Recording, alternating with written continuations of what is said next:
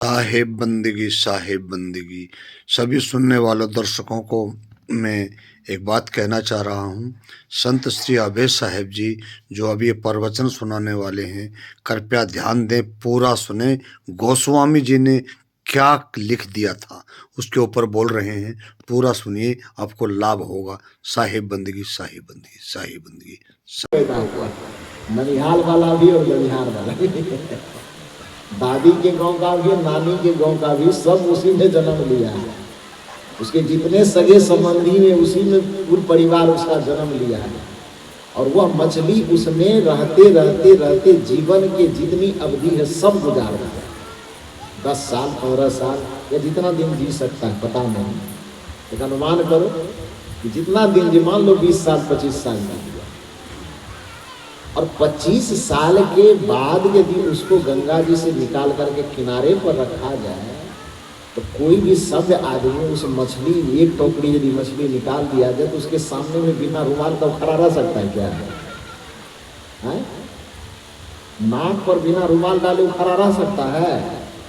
तो नहीं रह सकता। कबीर साहब ने सवाल किया, जिस मछली का पूरा कुल खानदान कुल परिवार उसी पानी के अंदर जन्म लिया, उसी गंगा जी में उसका पालन पोषण हुआ, उसकी गंगा जी में उसकी वंश वृद्धि हुई, इतना होने के बाद भी उसके शरीर के ऊपरी हिस्से का दुर्गंध जब खत्म नहीं हुआ तो कोई 5 मिनट 5 घंटा यदि उसमें डुबकी लगा लेगा तो उसके मन का दुर्गंध खत्म हो जाएगा क्या? जिससे प्रश्न किया था वो बेचारा अवाक रह गया कि इसको क्या उत्तर दे। और कबीर साहब का ऐसा प्रश्न है कि जिनसे उन्होंने प्रश्न किया उसका छक्का छुड़ा दिया है, और जिनसे प्रश्न किया आज तक कबीर साहब के प्रश्नों का उत्तर लेकर के वो आया नहीं है। और मुझे उम्मीद है यह धरती जब तक रहेगी तब तक वो प्रश्न सुनने वाला प्रश्न में उलझ करके रह जाएगा, कभी उत्तर ढूंढ के नहीं ला पाएगा। कबीर साहब के ऐसे प्रश्न स्वाभाविक है कि उस प्रश्न का उत्तर हो तब तो उत्तर लाया जाएगा। कबीर साहब मान लीजिए इसी जगह जो प्रश्न करते हैं कि नहाए धोए क्या भया, जो मन मैल न जाए, मीन सदा जल में रहे, धोए बास न जाए। हम 5 मिनट डुबकी लगाने से कहते हैं कि मन का पाप धुल जाएगा, तो भैया मेरे मछली 25 साल से नहा रही है, उसके तन का पाप कहाँ जा रहा है? यदि उसके तन की गंदगी उससे नहीं धुल सकती तो हमारे मन की गंदगी, मन का विकार, मन की दुर्गंधी भला कैसे खत्म हो सकती? मन की दुर्गंधी केवल एक जल से धोने से पवित्र होगा, और उस जल का नाम है ज्ञान जल, ज्ञान गंगा। जो इस ज्ञान गंगा को अपने अंतःकरण में प्रवेश होने दे दिया, जो इस ज्ञान गंगा में अपने मन और इंद्रियों को मज्जित कर डाला, उसके जीवन का सारा विकार धुल जाएगा और उसका जीवन इतना निहाल हो जाएगा कि बुद्ध कबीर महावीर की तरह सुगंधित और प्रकाशित हो जाएगा। सत्संग की गंगा में जो नित्य नहाते हैं, पापी से पापी भी पावन बन जाते हैं। सत्संग का तीर्थ मिलने पर पापी से पापी व्यक्ति भी धर्मान, ज्ञानवान, विद्वान, चरित्रवान बन जाता है। इसलिए गोस्वामी तुलसीदास जी ने कहा कि सत्संग की गंगा में डुबकी लगाने पर जो युक्ति मिली रत्नाकर को, परिणाम यह हुआ कि उल्टा नाम जपत जग जाना, वाल्मीकि भय ब्रह्म सत्संग। तो सत्संग की गंगा में डुबकी लगा। इस पंक्ति का हालांकि अर्थ कुछ लोगों ने बड़ा उल्टा सीधा लगा, लिखा गया उल्टा नाम जपत जग जाना, वाल्मीकि भय ब्रह्म समाना। लोगों ने कहा वाल्मीकि जी पूर्व में रत्नाकर थे और इतनी हत्या किए थे, निरक्षर थे कि बेचारे को राम राम भी बोलने नहीं आता, तो राम राम के बदले उल्टा कर, उल्टा नाम जपत जग जाना। आप एक बात बताइए, राम राम उल्टा नाम है कि उल्टा शब्द है? मरा मरा कहेगा तो मरा कोई नाम है? वाल्मीकि गोस्वामी तुलसीदास जी ने उल्टा शब्द नहीं कहा, उल्टा नाम कहा। नाम में और शब्द में अंतर है। शब्द वह होता है जो अक्षरों में लिखा जाता है, और नाम वह होता है जो गुरु के द्वारा दीक्षा के समय में भेद दिया जाता है। इसलिए धनी धर्मदास साहब जी जब सदगुरु कबीर साहब के सामने आते हैं और सदगुरु कबीर साहब के आमने सामने होने पर धर्मदास साहब जी बस निवेदन करते हैं, गुरु पैया लागू नाम को लखा दीजिए, गुरु पैया लागू नाम को। ध्यान दीजिए सब, गुरु पैया लागू नाम को लखा दीजिए। हे गुरुदेव, आपके पैर में मैं अपना सर रखता हूँ, विनम्रता पूर्वक निवेदन करता हूँ कि आप उस नाम की युक्ति लखा दीजिए। तो नाम वह चीज नहीं है कि उसे अक्षरों में लिखा जा सके। नाम वह चीज है जो केवल वह ध्वनि स्वरूप है, शब्द स्वरूप है।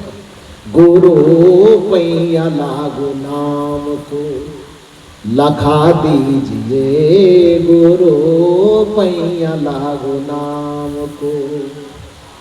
जन्म जन्म के सोबल मनवा, जन्म जन्म के सोबल मनवा, शब्द के मार से जगा दीजिए, गुरु पैया लागू नाम को लखा दीजिए, गुरु पैया लागू नाम को।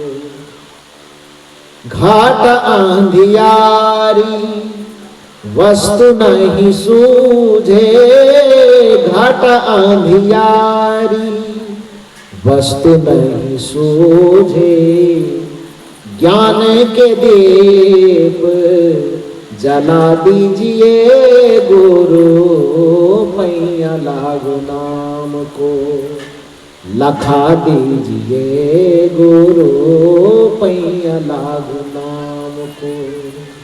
वह नाम एक ऐसा चीज है जिसे कॉपी पर, कलम पर, शब्दों में, अक्षरों में लिखा नहीं जा सकता। वो गुरु ने अपनी आत्मा की ध्वनि को, अपनी आत्मा की आवाज को जिस सांकेतिक सूत्र के द्वारा, जिस सांकेतिक युक्ति के द्वारा श्रवण किया है, उस श्रवण किए हुए चीज को, अनुभव में आए हुए चीज को संत और सदगुरु नाम कहते हैं। और उसी नाम का भेद, उसी नाम का युक्ति बताना ही असल में दीक्षा कहा जाता है। यहाँ पर गोस्वामी तुलसीदास जी ने रत्नाकर के लिए प्रयोग किया कि उल्टा नाम जपत जग जाना, लेकिन चलाक लोगों ने थोड़ा सस्ता बनाने के लिए कह दिया कि वाल्मीकि जी को, रत्नाकर को राम राम राम राम कहने नहीं आता था ना, तो मरा मरा मरा मरा कहा और उससे ब्रह्म के समान हो गया। ऐसा नहीं है, वो मरा मरा कहने से नहीं होता है, बल्कि वहां पर कहा गया उल्टा। ध्यान दीजिए शब्द, किसी भी वाक्य में अल्प विराम लगने के आधार पर अर्थ बदलता है। अर्थ का अनर्थ हो सकता, अनर्थ का अर्थ हो सकता। जैसे कोई व्यक्ति कहे रुको मत जाओ, एक शब्द है रुको मत जाओ, और रुको के बाद अल्प विराम लगे, रुको मत जाओ। इसका क्या मतलब हुआ, क्या कहा जा रहा है? एक वाक्य है रुको मत जाओ, सिंपल सा, रुको के आगे अल्प विराम लगा दे, रुको मत जाओ। इसका अर्थ क्या निकलेगा? उसको मना किया जा रहा है कि मत जाए। अब वाक्य उतना ही हो और उसमें लगे रुको मत जाओ, इसका अर्थ क्या निकलेगा? इस वाक्य में शब्दों का कोई हेरफेर तो नहीं हुआ ना, सिर्फ विराम को कहाँ लगाना है इतना अंतर किया गया है। रुको मत जाओ एक वाक्य, रुको मत जाओ तीन वाक्य, तीन शब्द है उसमें एक वाक्य में, और रुको के सामने अल्प विराम हमने लगाया, रुको मत जाओ। ध्वनि क्या हो रही है कि उसको रोका जाने नहीं दिया, रोकने के लिए कहा जा रहा है। और उसी में अल्प विराम को इस जगह न लगा करके थोड़ा आगे लगा देंगे, रुको मत जाओ। ध्वनि क्या हो रही है? उसको रुकना नहीं, उसको जाने देना। केवल अल्प विराम के अंतर से अर्थ का अनर्थ होगा कि नहीं होगा? यदि किसी को रोकना हो और वहां पर कह दिया रुको मत जाओ, क्या होगा? उसको कहा गया रोकने के लिए, उसको जाने की इजाजत दे रहा है। या किसी को जाने की इजाजत देना हो, वो कह दे कि रुको मत जा, मतलब उधर से कहा गया जाने के लिए, वो आदमी उसको रोक रहा है। तो यहाँ पर शब्दों में कोई और फिर तो नहीं किया गया ना, केवल वो अल्पविराम में अंतर किया गया।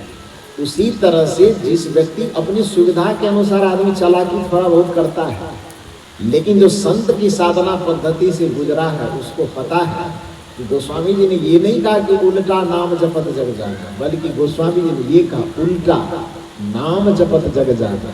उल्टा के बाद अल्प विराम, उल्टा नाम जपत जग जाना वाल्मीकि भय ब्रह्म समाज। इसका अर्थ यह हुआ कि पहले, सबसे पहले वह जो रत्नाकर था वह कौन सा काम किया? उल्टा, उलटने का काम। उलटने का मतलब क्या हुआ? पलटना। किस चीज से पलटना? अब तक जो वो हिंसा की दिशा में जा रहे थे तो वहां से क्या किया? वो पलट गया। अब पलट करके कहाँ जाए? हिंसा से पलटेगा तो आदमी कहाँ जाएगा? हिंसा से पलटेगा तो कहाँ जाएगा? अहिंसा में जाएगा। क्रोध से आदमी पलटेगा तो कहाँ जाएगा? करुणा में जाएगा। घृणा से आदमी पलटेगा तो कहाँ जाएगा? प्रेम में जाएगा। असत्य से आदमी पलटेगा तो कहाँ जाएगा? सत्य में जाएगा। नश्वरता से पलटेगा आदमी तो कहाँ जाएगा? अमरता में जाएगा। इसलिए वेद का यह मंत्र है कि तमसो मां ज्योतिर्गमय, तम में नहीं ज्योति में चलो, तम से पलटो। कहाँ जाना है फिर? ज्योतिर, तमसो मां ज्योतिर्गमय, अंधकार में नहीं प्रकाश में चलो। असतो मां सदगमय, असत्य में नहीं सत्य में चलो। मृत्यु मां अमृत गमय, मृत्यु में नहीं अमृत में चलो। मतलब तम से पलट करके ज्योति में जाना है, अंधकार से पलट करके प्रकाश में जाना है, असत्य से पलट करके सद्मार्ग में जाना है, और मृत्यु से पलट करके अमरता में जाना है। गोस्वामी जी ने वाल्मीकि जी के लिए ही सूत्र दिया कि उल्टा नाम जपत जग जाना।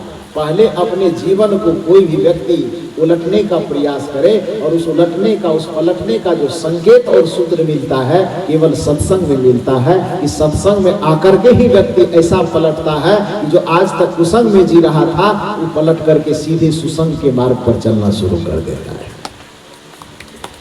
जो आज तक बुराई के मार्ग पर चल रहा था वो पलट करके सीधे अच्छाई के मार्ग पे आता है। जो आज तक दुरात्मा बना बना फिरता था वो पलट करके महात्मा बन जाता है। जो आज तक पापात्मा बना बना फिर रहा था वो पलटने के साथ सीधे पुण्यात्मा बन जाता है। जो आज तक दुष्टात्मा बने बने फिरता था वह पलट करके ऐसा सुधरता है कि वह सीधे परमात्मा बनने की ओर आगे बढ़ जाता है। तो ये बदलाव की जो प्रक्रिया है, उलटने की प्रक्रिया सत्संग में है। रत्नाकर कैसे पलटा, एक कहानी सुना करके फिर इस प्रवचन सत्र को खत्म करूंगा, क्योंकि आज शुरुआती होने के नाते, शुरुआती दौर होने के नाते थोड़ा विलम्ब से आरंभ हुआ।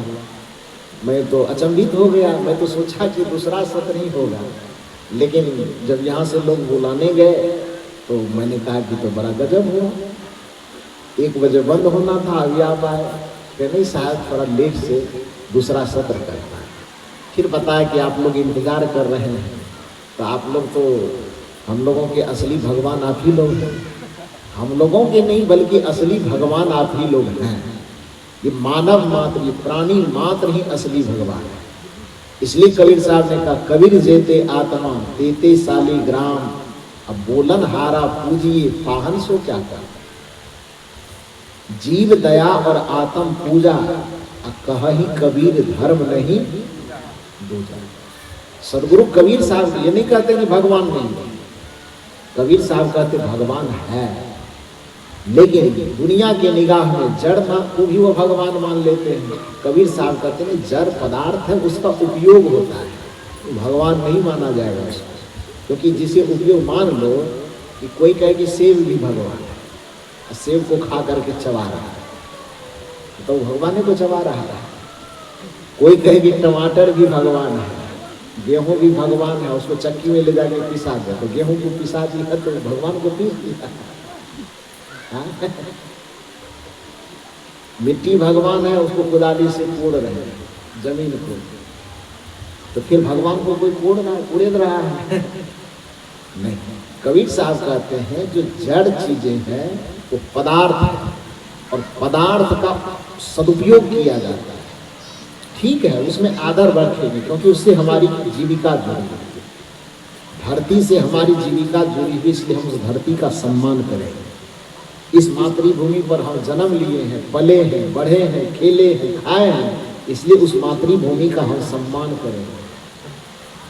लेकिन सम्मान करना और पूजा करना ये दोनों अलग अलग है। जड़ चीजों का सम्मान हो सकता है, वृक्षों का सम्मान हो। सम्मान यह कीजिए कि उसको युवावस्था में काटिए मत, उससे प्रकृति स्वच्छ होती है।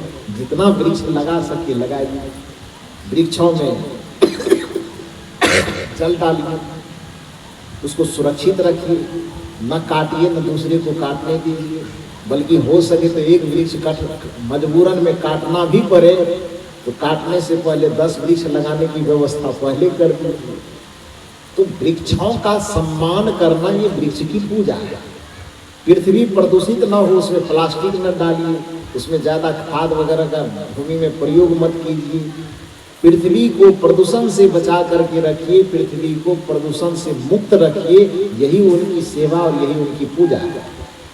हवा को आप वायुमंडल को प्रदूषित न होने दीजिए, हवा को प्रदूषण से जहाँ तक आप बचा सकते हैं बचा करके रखिए, ये हवा देवता की पूजा है। अग्नि देवता की पूजा उसके अपने तरीके से होगा, बहुत सुरक्षित रखिए। जल को आप प्रदूषित मत कीजिए, जल को बर्बाद मत कीजिए, क्या आपके घर का हो कि नदी का। ऐसा नहीं कि टंकी नल खोलिए, अब 1 लोटा 1 मग पानी का काम और 1 बाल्टी व्यर्थ का बर्बाद कर रहे हैं। जितनी आवश्यकता हो उतना। देखिए, मैं शायद गेट पे आ रहा था, इसके अंदर प्रवेश कर रहा था, तो गेट पे ही लिखा हुआ है ना।